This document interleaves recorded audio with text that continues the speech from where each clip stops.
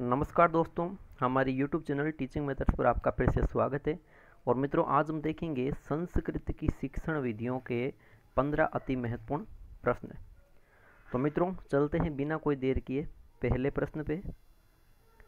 पहला प्रश्न है मित्रों कि पाठ्य वस्तु निहित विभिन्न शब्दानाम सहायेन नूतनानाम अपरिचितानाम शब्दानाम अर्थ ज्ञान प्रक्रिया केन कौशलेन संबदा।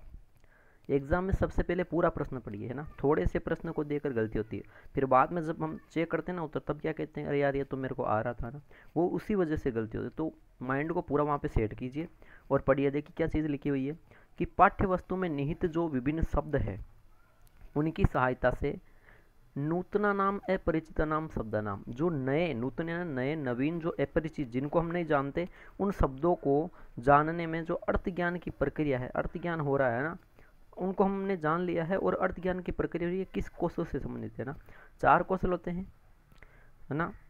श्रवणेन, भाषणेन, पठनेन, लेखनेन, ये जैसे विकल्प है वही 4 ये भाषाई कौशल है, ठीक है। तो इसमें देखिए कि पाठ्य वस्तु में विभिन्न शब्द आ रखे हैं, उनकी सहायता से हम क्या करें, नए नए जो अपरिचित शब्द हैं उनको जान रहे हैं। और मुख्य चीज़ ये है कि अर्थ ज्ञान प्रक्रिया हो रही है, जिन शब्दों को जान रहे हैं उन शब्दों का हम अर्थ जान रहे हैं ना। तो अर्थ सीख रहे हैं ना, अर्थ जान रहे हैं, तो ये किस कौशल से संबंधित है। तो देखिए ये श्रवणेन से नहीं है ना, देखिए इसमें बोलना थोड़ी ना है ना।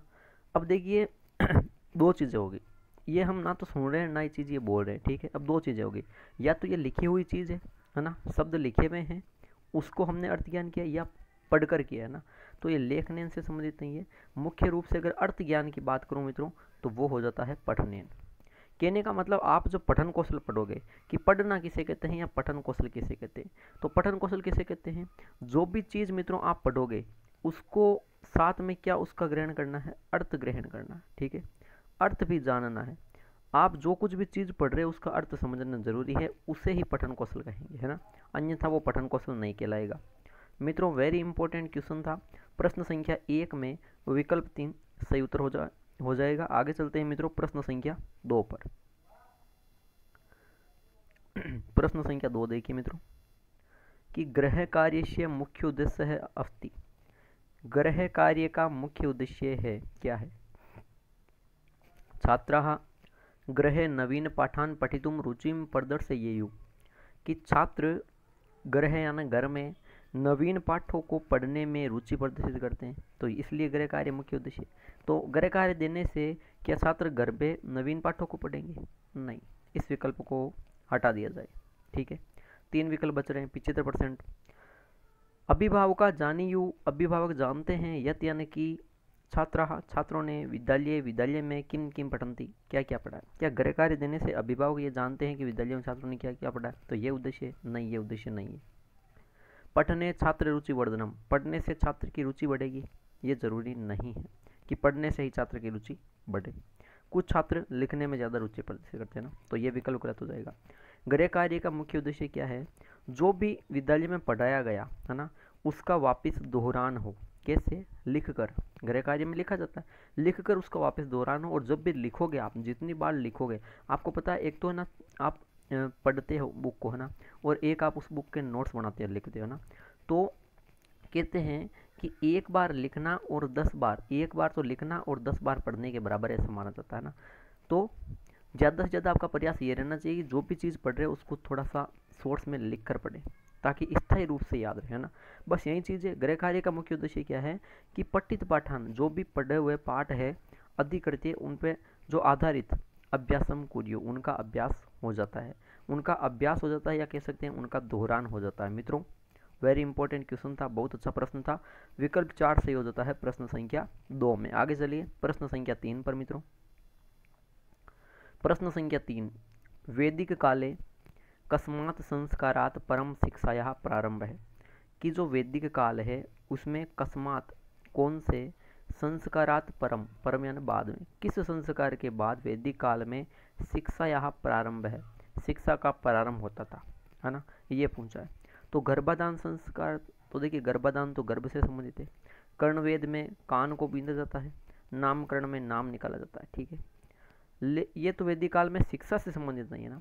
शिक्षा से पूछे मित्रों, शिक्षा का प्रारंभ होता है उपनयन संस्कार से। किससे, उपनयन संस्कार से। इसी संस्कार का दूसरा नाम है मित्रों यज्ञोपवीत संस्कार। क्या? यज्ञोपवीत संस्कार। यज्ञोपवीत क्या होते हैं? यज्ञोपवीत का दूसरा नाम है, जैसे आप जानते हो जनेऊ बोलते हैं, उससे कहते हैं यज्ञोपवीत, कि गले में जनेऊ धारण करवाई जाती है। वेशभूषा आप जानते हो है ना, जो बाल है, सर है, वो मुंडवा दिया जाता है। फिर शिष्य जो गुरु के पास ही रहकर आश्रम में, मठों में, गुरुकुल में जो शिक्षा ग्रहण करते हैं वो वैदिक काल की शिक्षा है, और शुरुआत के 12 वर्षों तक उनको वेदों का अध्ययन करना अनिवार्य रहता था मित्रों। ये है उपनयन संस्कार। प्रश्न संख्या 3 में मित्रों विकल्प 3 सही उत्तर होगा। आगे चलते हैं मित्रों प्रश्न संख्या 4 पर। प्रश्न संख्या 4 देखिए, वयम भाषायाः उपयोगम कुर्मः, कि हम भाषा के उपयोग करते हैं, किस रूप में करते हैं? हम भाषा का उपयोग किस रूप में करते हैं? पढ़ने के अर्थ में, तो केवल पढ़ने के अर्थ में भाषा का करोगे? नहीं। श्रवणार्थम, केवल सुनने में? नहीं। लेखनार्थम, केवल लेखन में? नहीं। क्यों ना इन सभी कौशलों को एक साथ मिला लिया जाए, जिसमें सुनना भी हो, पढ़ना भी हो, बोलना भी हो और लिखना भी हो। ठीक है, ये क्रम थोड़ा सा चेंज है, ठीक है, लिखने में हुआ है। तो क्यों ना हम इन जो चारों कौशल है ना, सुनना, बोलना, पढ़ना, लिखना, इनको जब हम इन चारों पे अधिकार कर लेते हैं, इन चारों को सीख जाते हैं, तब जब इन चारों को सीखते हैं तो हम क्या कर सकते हैं? भाव विनियार्थम, यानी कि जो हमारे भाव है, जो हमारे मन के विचार है, तथ्य है, विषय वस्तु है, उनका हम क्या कर सकते हैं? आदान प्रदान कर सकते हैं। किसी दूसरे के उन विचारों को सुन सकते हैं और समझ सकते हैं, और हम अपने विचार भी अभिव्यक्त कर सकते हैं। यानी कि भाव विनियार्थम, ये होता है भाषा का सही उपयोग करना। मित्रों प्रश्न संख्या 4 में विकल्प 4 सही हो जाएगा। आगे चलते हैं प्रश्न संख्या 5 पर। प्रश्न संख्या 5 है, निम्नलिखितेषु संस्कृत कथा शिक्षणस्य उद्देश्यम नास्ति, कि निम्न में से संस्कृत में कथा शिक्षण का उद्देश्य कौन सा नहीं है? निम्न में से संस्कृत में जो कथा शिक्षण है, यानी जो कहानी शिक्षण है, उसका उद्देश्य कौन सा नहीं है? समय यापनम, समय बिताना, मनोरंजनम, मनोरंजन करना, आनंद करना, कल्पना शक्ति है विकास, कल्पना शक्ति का विकास करना है, चरित्र निर्माणम, चरित्र का निर्माण करना। देखिए इनमें से एक विकल्प तो हट जाएगा, क्योंकि कौन सा नहीं है। तो आपको बता दूं मैं, जो समय यापनम होगा ये इसका उद्देश्य नहीं है, कि समय बिताना, कहानी को पढ़ते हो आप समय बिताने के लिए, नहीं, ये गलत है। ठीक है, मनोरंजन कर सकते हैं आप। इन विकल्प 1 और 2 में क्या होंगे? भ्रमित होंगे। तो भ्रमित नहीं होना, आपको कन्फ्यूजन नहीं होना। विकल्प 2 इसका उद्देश्य है मित्रों। मनोरंजन होता है कि आनंद के साथ पढ़ना। आपको पता है जब कहानियाँ पढ़ते हैं, नहीं तो आनंद तो आता है ना, तभी और हम कहानियाँ पढ़ते हैं ना। मुख्य उद्देश्य, तो मुख्य उद्देश्य बात करूँ मैं कथा शिक्षण का, तो मित्रों ये मुख्य उद्देश्य है। ठीक है, अगर पूछे कि कहानी शिक्षण का या कथा शिक्षण का मुख्य उद्देश्य कौन सा है, तो मुख्य उद्देश्य है कल्पना शक्ति का विकास। कल्पना शक्ति विकसित होती है, चिंतन विकसित होता है, किससे? कहानी शिक्षण से। ठीक है, तो ये भी उद्देश्य है।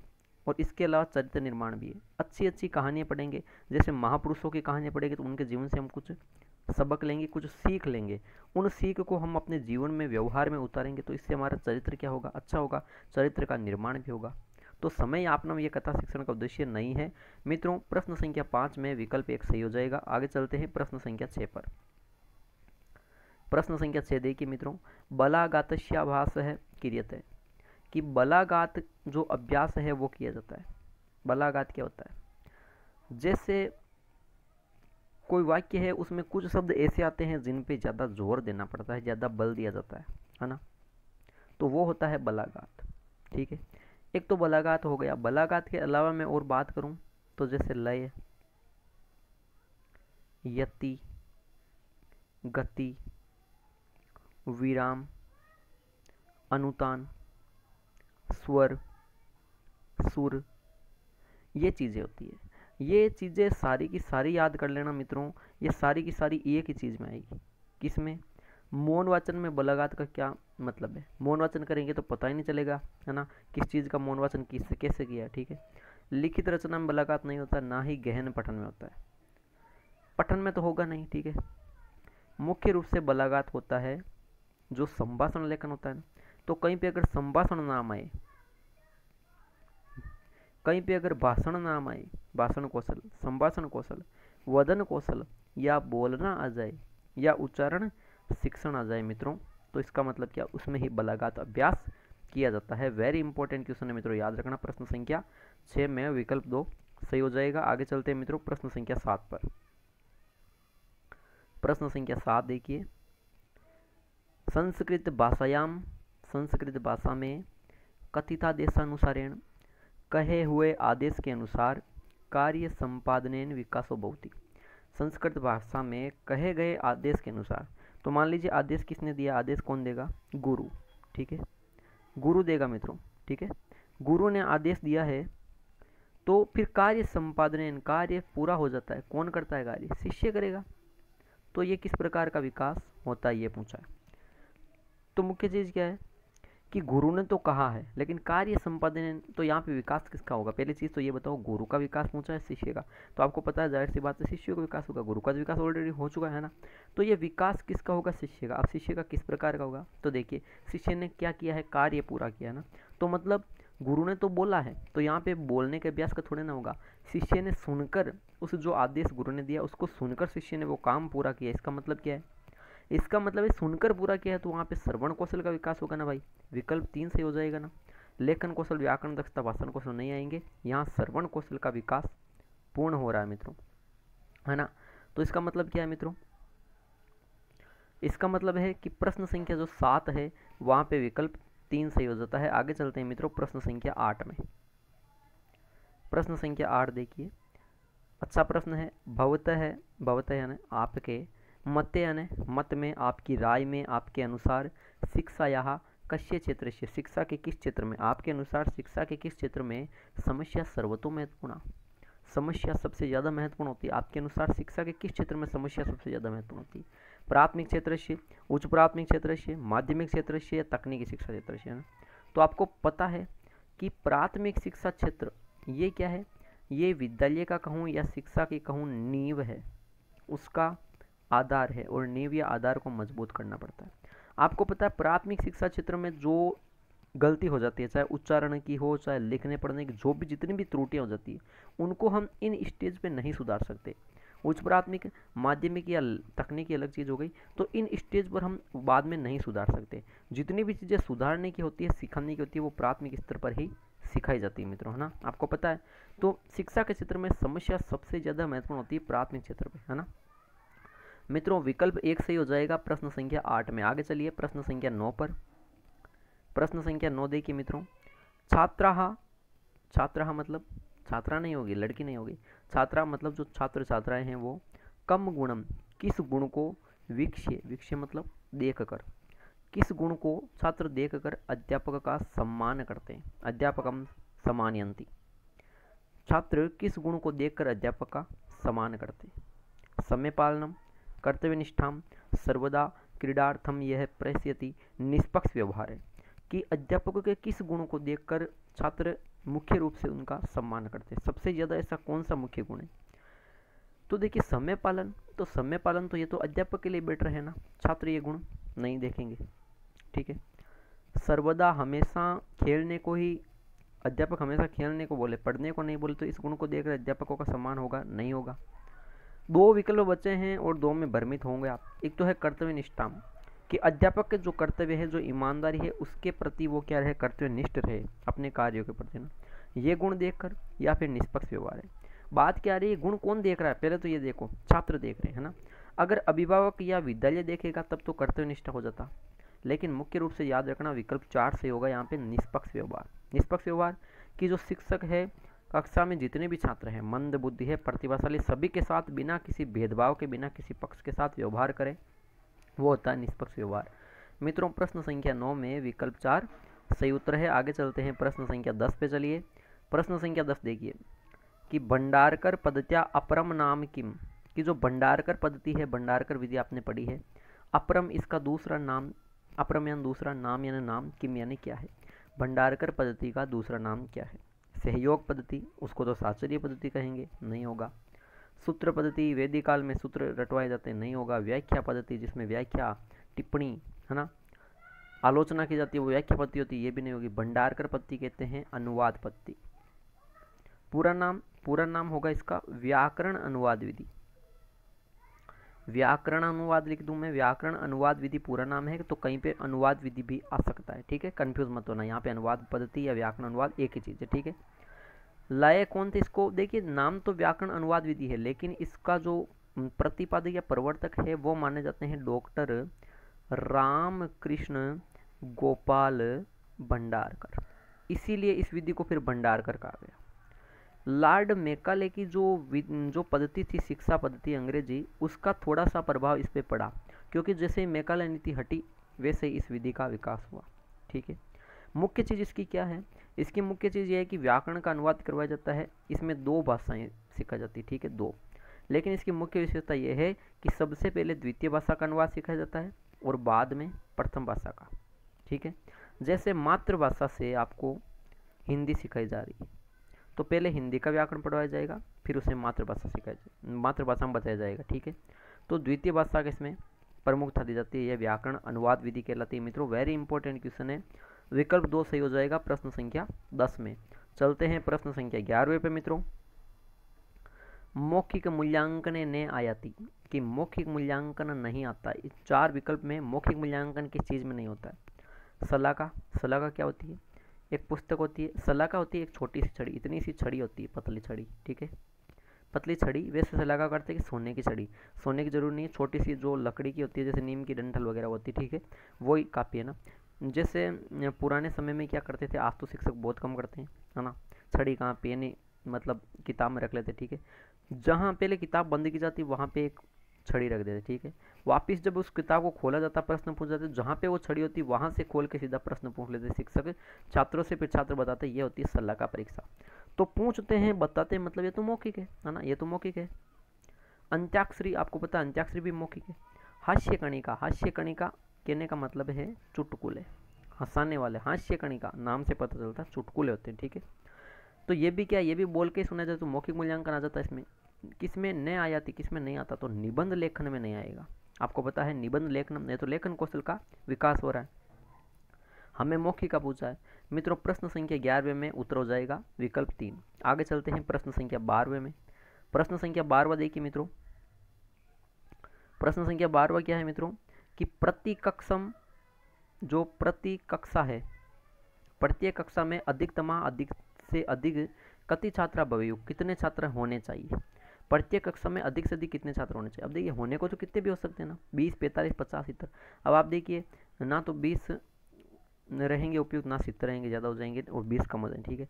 अब आप कहोगे 45-50 में क्या अंतर रहता है, कहीं पे 48 हो जाते हैं ना, ये तो 20 की संख्या। लेकिन आपको बता दूँ संस्कृत में जो मनोवैज्ञानिक तरीका है ना, मनोवैज्ञानिक गुण, तो उसके अनुसार आपको बता दूँ मैं 50 नहीं बल्कि 45 छात्र प्रत्येक कक्षा में होने चाहिए, ऐसा माना गया, ठीक है।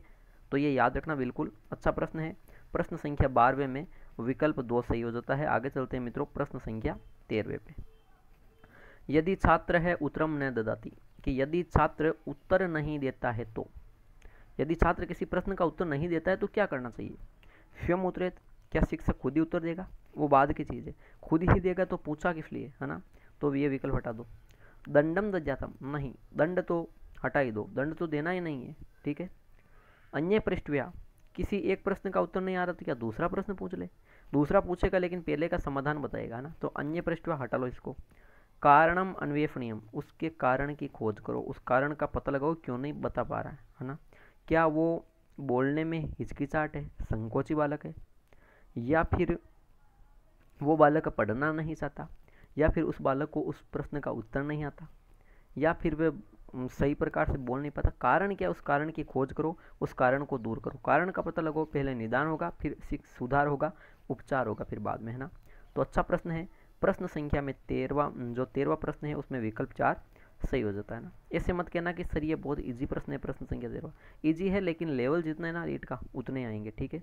तो विकल्प 4 सही है प्रश्न संख्या 13वें में। आगे चलिए प्रश्न संख्या 14वें पर।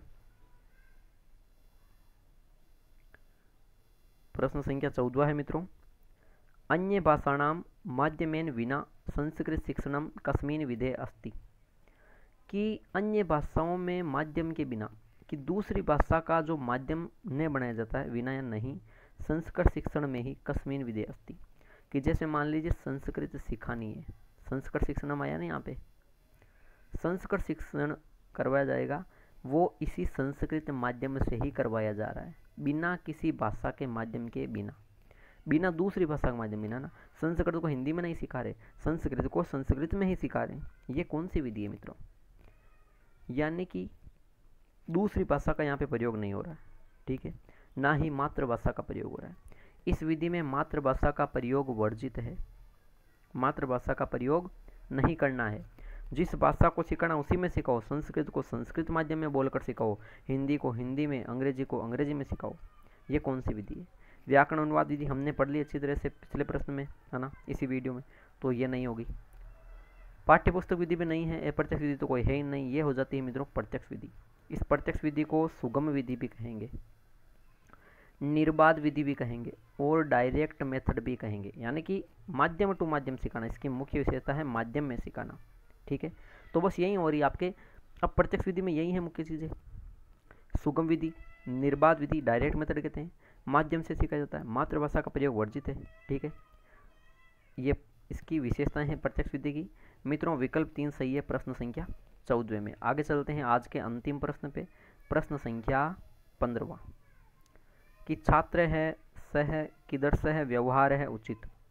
छात्रों के साथ किस प्रकार का व्यवहार उचित होता है? कठोर है, नम्र है, मित्रवत या सहानुभूतिपूर्ण। छात्रों के साथ किस प्रकार का व्यवहार करना चाहिए शिक्षक को या अभिभावक को, किसी, है ना। तो कठोर तो नहीं करेंगे, हटा दो इस विकल्प को। नम्र, तो नम्र देखो जो विकल्प अदर है उनकी तुलना में सही है, नहीं। सहानुभूतिपूर्ण या मित्रवत, दो विकल्प में आप कन्फ्यूजन होंगे इसीलिए ये प्रश्न लाए हैं और कन्फ्यूजन करेंगे दूर। सहानुभूतिपूर्ण या मित्रवत क्या होना चाहिए? तो मित्रों देखो आपको मैं बता दूं, यहाँ पे सहानुभूतिपूर्ण मत करना। क्यों? क्योंकि सहानुभूति आप प्रकट करोगे तो इससे बालक क्या होगा, बालक कहता ना अपने मारवाड़ी में कि माथ चढ़ जाए ना, तो फिर माथ चढ़ जाएगा बालक, है ना। तो सहानुभूतिपूर्ण व्यवहार नहीं होना चाहिए, उससे बालक स्वतंत्र हो जाएगा, कुछ भी कर सकता है। शिक्षकों का बालकों के साथ होना चाहिए व्यवहार मित्रवत, मित्र के जैसे, है ना, वो लिमिटेस होती है, ठीक है, लिमिटनेस होती है। तो मित्रों यही इसका सही उत्तर है, कन्फ्यूजन मत होना। प्रश्न संख्या 15 में विकल्प 3 सही उत्तर होगा। तो मित्रों ये थे संस्कृत शिक्षण विधियों के आज वेरी इंपॉर्टेंट 15 प्रश्न। आशा करता हूँ वीडियो अच्छा लगा और कमेंट बॉक्स में ज़रूर कमेंट करना कि 15 में से आपके कितने प्रश्न सही हो रहे हैं। मित्रों वीडियो अच्छा लगा तो बिल्कुल लाइक कीजिए, कमेंट कीजिए, शेयर कीजिए और हमारे YouTube चैनल को सब्सक्राइब कीजिए। ठीक है दोस्तों, धन्यवाद।